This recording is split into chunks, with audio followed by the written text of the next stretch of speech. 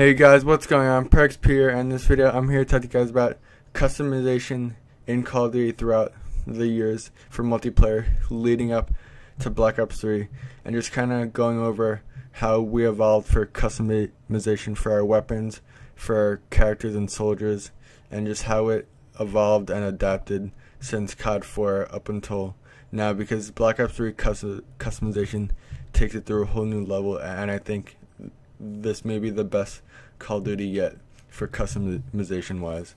So first I'm going to start off by going back to COD 4. So if you guys remember, COD 4 was very simple and basic for the customization wise.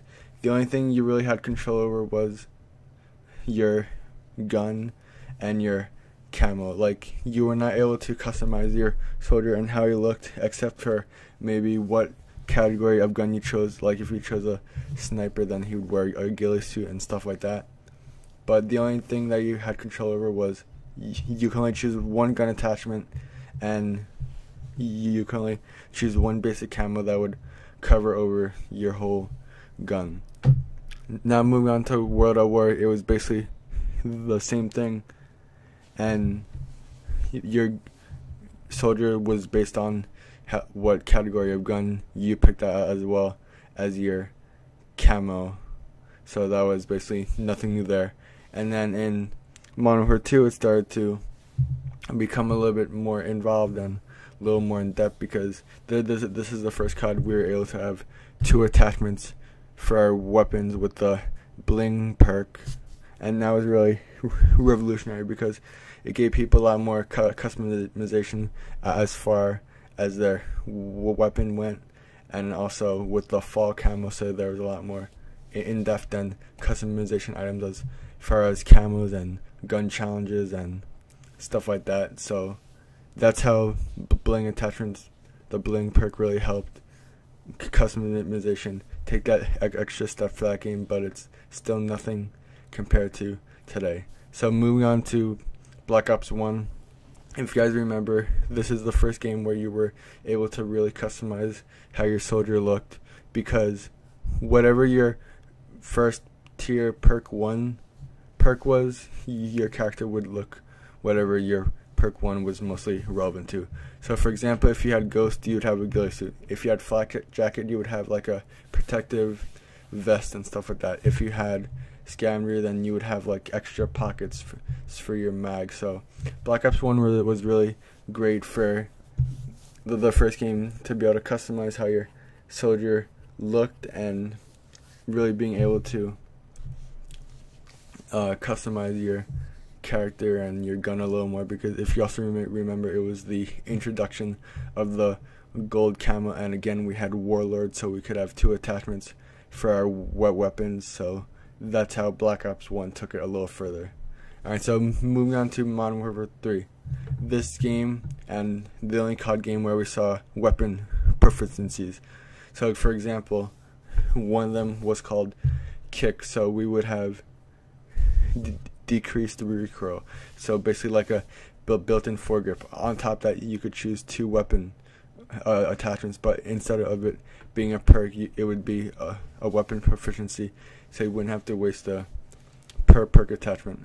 Also about Modern Warfare 3 is that this is the first time that we saw the special system, and specialist is where instead of earning kill streaks, you could earn perks to make your soldier stronger and have all the perks in the game essentially. And again, for this game, you earn camos by ranking up your gun, so a different system than we ever saw before, and that's how Modern Warfare 3 kept it unique and introduced that way of ranking up guns and customizations. Now for Black Ops 2, this is arguably the most customizable game to date, probably till Black Ops 3.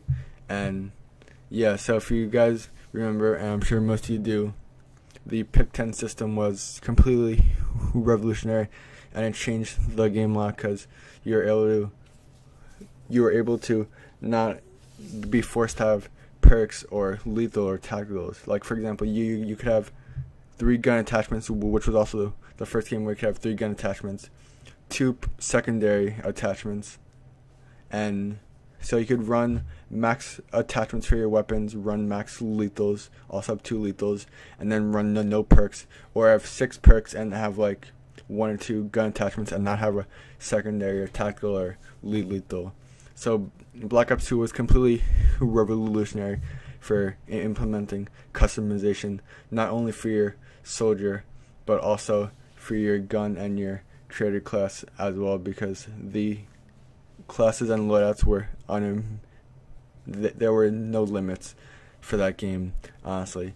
And then for Ghost introduced like this multi-perk system where there were no pro perks and there were like 40 different perks, and also the points only counted towards your perks and not your gun attachments.